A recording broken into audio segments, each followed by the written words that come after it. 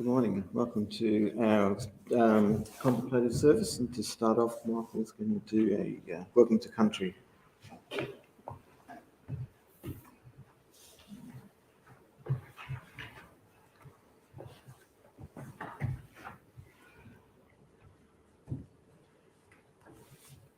It was never dormant. There was always life. In the great vastness, time had yet to be born. The great spirits merged and created life. They were there, invited to join the beginning. You are the elders, commanded the voice, breathing life into all things. Remember, tell your stories, tell your beginning, remember your dreaming. It is sacred. Time has moved on, as it does. Country has witnessed. Country has stayed with the elders, and the elders with the country. We have country and land, good country and good land, strong with culture and powerful memories of respect. Our stories of respect are held deeply by the elders. And so with deep pride and an open heart, we acknowledge the traditional owners and custodians of the Wurundjeri lands on which we work and pay our respects to Indigenous elders, past, present, and emerging. Sovereignty has never been ceded. It always was and always will be Aboriginal land.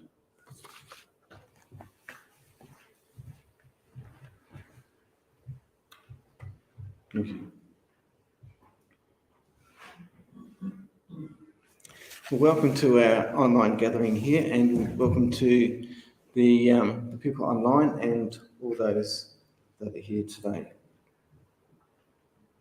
We're following on from last week where we looked at love wins.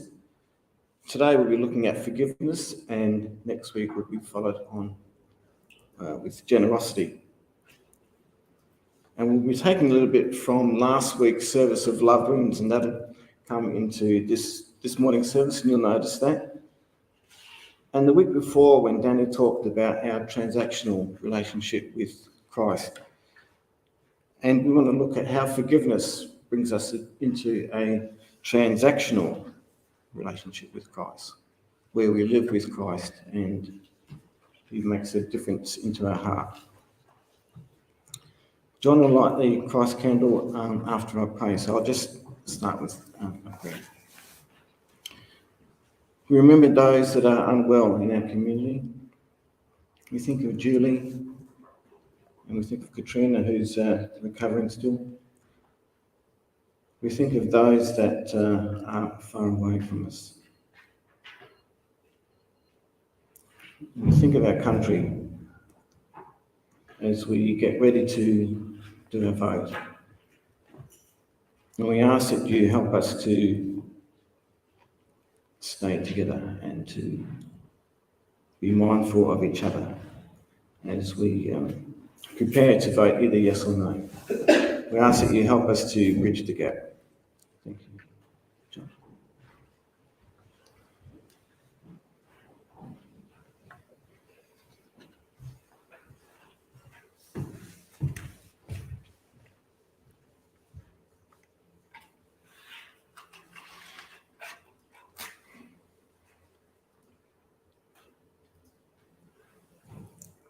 As we light the Christ candle, today we're going to look at forgiveness from a few different perspectives.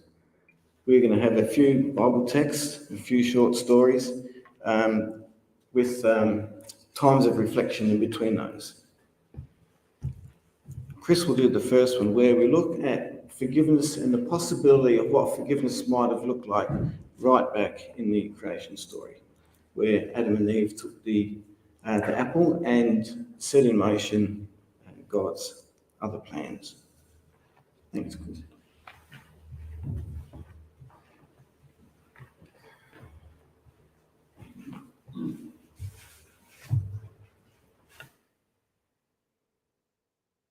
In the beginning, the creation story was in its early days. Adam and Eve were in the rhythm of life in the garden. God had visited them not that long ago and was resting beyond the garden, observing the galaxies finding their place, the different suns moving around, the moons with their elongated shapes, and the transparent stars, along with flashes of color thrown about, illuminating space with a warm invitation to be still.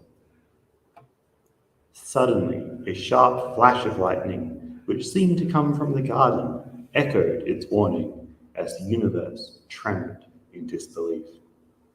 In that very moment, that liminal moment, they felt a sting like a spear in their side. Right then, I knew that it had started, and I noticed their thoughts and concerns immediately turned to Adam and Eve. Immediately, they gathered the council. Those who had influence were there. Everyone was there. Forgiveness took her seat. Grace was there. Love sat next to the divine. Fear, even unforgiveness, unkindness, and hate were there. You name it, they were there. Every emotion was present. The council, in its silent meeting, was in progress, with God overseeing. Without a word spoken, forgiveness moved towards restitution, and it was agreed. Forgiveness would restore the weighing scale and step in for love. It had begun. I watched as God safeguarded the precious garden. Time was summoned to mark this moment, and they gave Adam and Eve a new start. It was decided the council would stay with Adam and Eve. I too went with Adam and Eve to record their new life. I made a special note about forgiveness and its qualities, and wondered how prominent it would be.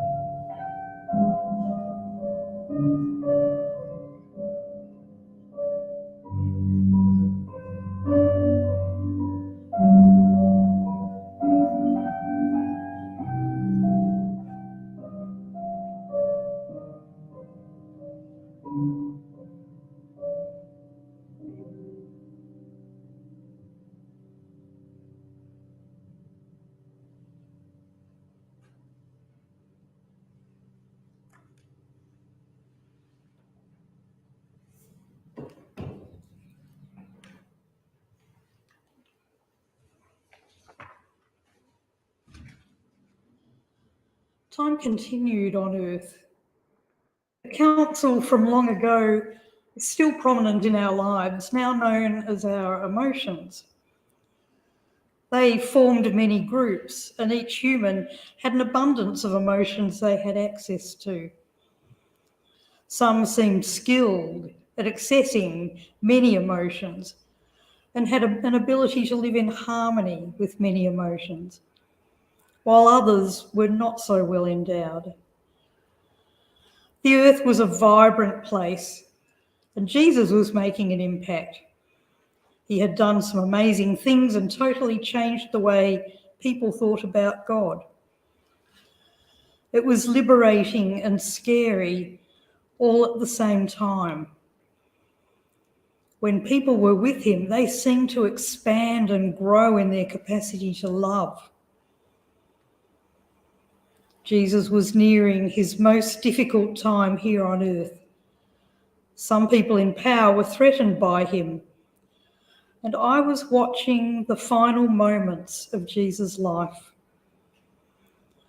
I watched Jesus on the cross. In this eternal moment, I watched him hang. I saw his bloodshot eyes gaze as if looking straight through me.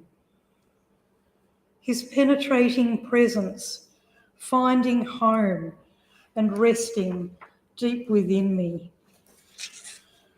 Residing under the strain of his darkened eyes, his parched lips trembling as the air cradled this sacred announcement: "It is finished." His words pushed from the depths of his expiring lungs, fusing time in this unimaginable moment. Its fatal message colliding with the heavens in an unbelievable explosion of disbelief and rage. In a sequence of moments, the centurion's sacred thrust rose, finding home in the soft torn flesh employed by the thirsty tip of his spear.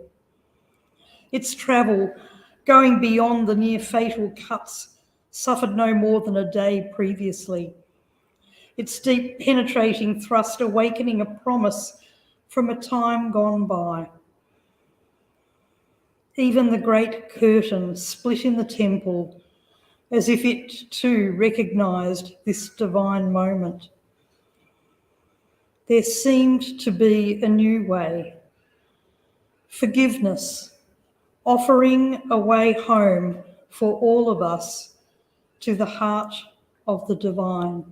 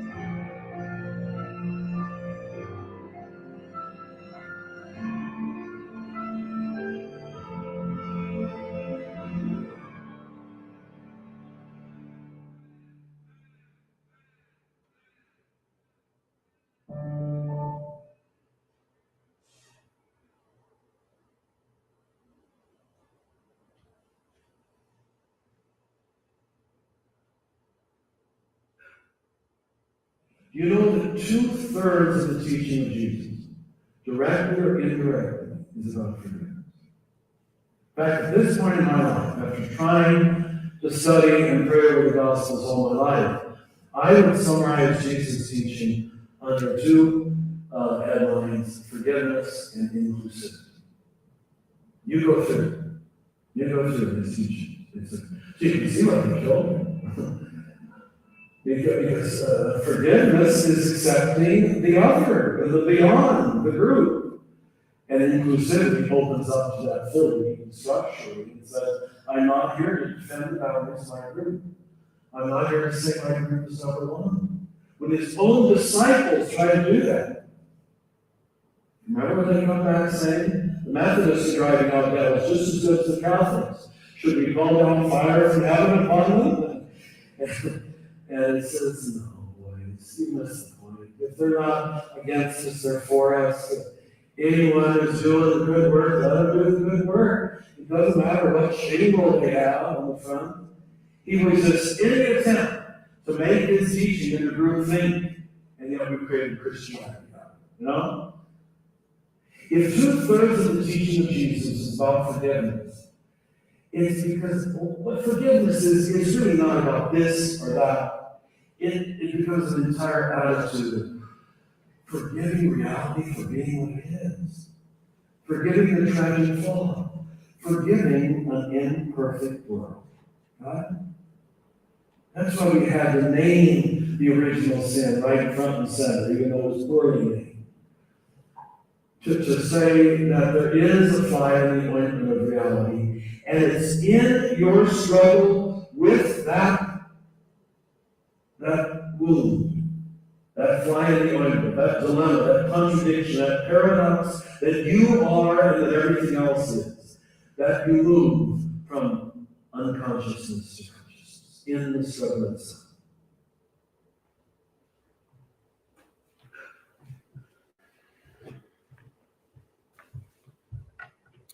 I just love that. It makes it so simple that forgiveness is really our flaw. It's what I bring to the world. It's that it's the stuff about me that doesn't work for you, that creates that division. And I was thinking and imagining about telling my grandpa, and join me in imagining yourself telling your best friend or someone in your family, someone that knows you and that can hold you and hold your story. And describe for a moment to them your flaw. They know it already because they live with you. But imagine yourself describing what that flaw is. I vague out and I withdraw. That's the thing that I catch yourself out on. Sometimes it's small, sometimes it's big and noticeable. And imagine trying to explain yourself to somebody else like that. Take a notice of what you're feeling as if you try to get in touch with that. And as you're describing your world to them and that thing about you, that shame or the fear or your selfishness, your anger, and you catch them in the eye and you notice you've got this open-hearted smile. And somehow, all of what he says doesn't matter. They have room for you at your best, and they have room for you at your worst. And they love you.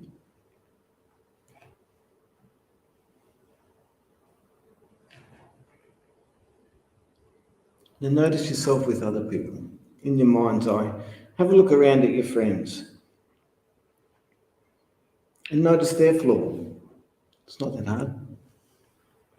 It's not that hard because it impacts you. What they do makes an impact on you, so you notice their flaw. And we find ourselves in this wonderful position where we too can offer forgiveness. For even a good person has a little bad in them. And even a bad person has a little good in them. Matthew 5 verse 7 says, "But blessed are the merciful, for they will receive mercy." So as we begin to think about communion, if everyone got their little doodads?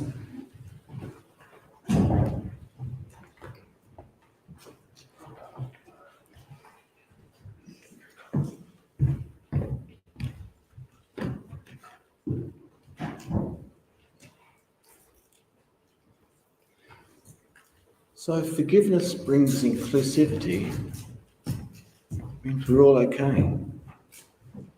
And we have the opportunity to be okay together. So as you're unpeeling your I don't know what they're called, but we'll do that now, and we'll come to a quote that David quoted last week from Rob Bell.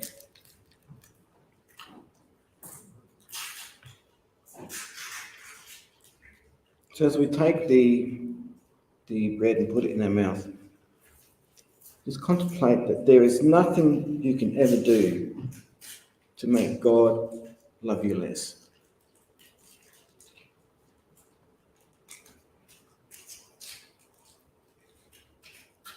And when you're ready, we'll have the wine. And know that there is nothing you can ever do to make God love you less.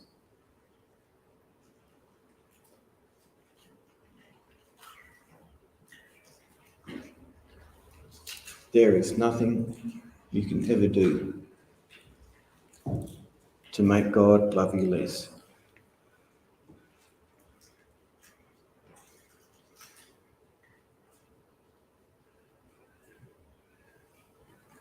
There is nothing you can ever do to make God love you less.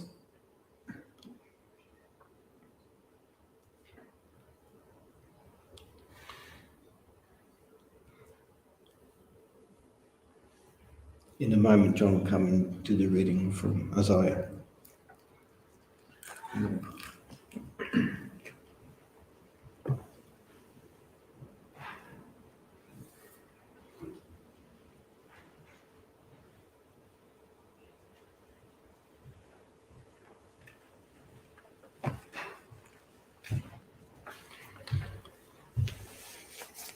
I'm reading from Isaiah chapter 1, verse 18.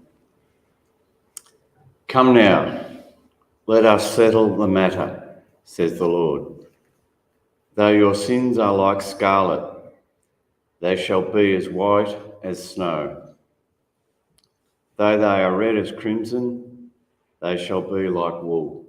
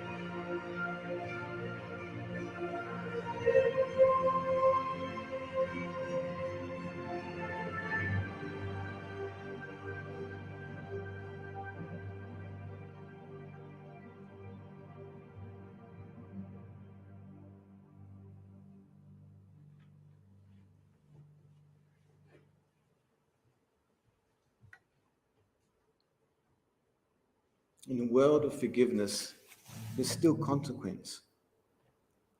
When we hurt each other, there's still a consequence. The laws of nature shows us there's a consequence. If we don't sow, we won't eat. If we have a messy room, we won't find stuff that's important to us.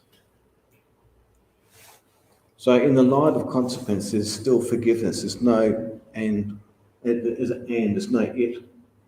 So we live in this complex life where what we do has implications and we're forgiven. And forgiveness brings us closer together. Rosemary's going to do a short story on forgiveness. Thank you.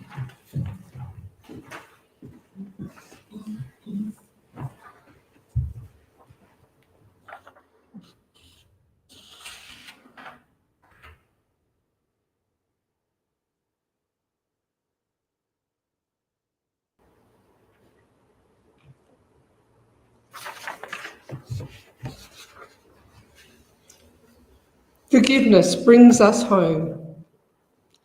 She was safe, held in the eyes of love.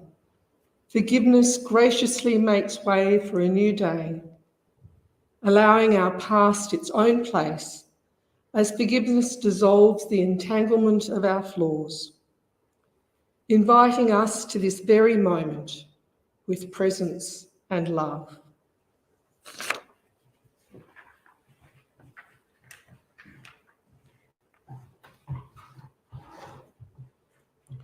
So as we come to a close in these final few meetings before we do announcements, just invite you to just cast your eyes around each other. Notice each other with our eyes. And tell each other with our eyes that we love them. Just notice what that might be like for you.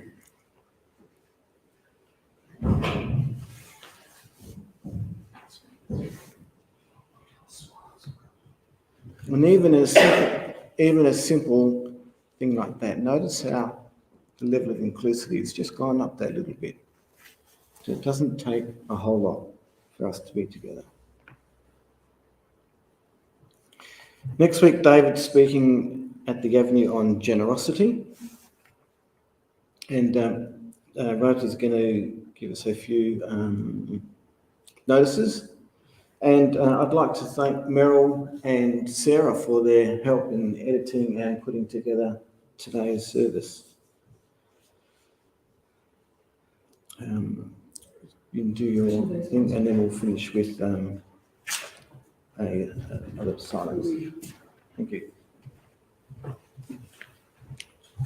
Hi, there's a special general meeting after the service next week, and I've got some information. The meeting is to vote on a new minister that has been sourced to get your agreement to that. So I've got some information to hand out to people so they can read about Brian. Also on Wednesday, in place of the usual Connect group, we're going to run a discussion about the voice referendum, a chance for people to express their views, to listen to other people. It'll be both online and in person at the Avenue. And tonight, Dish is at my house, so if you're coming, please let me know.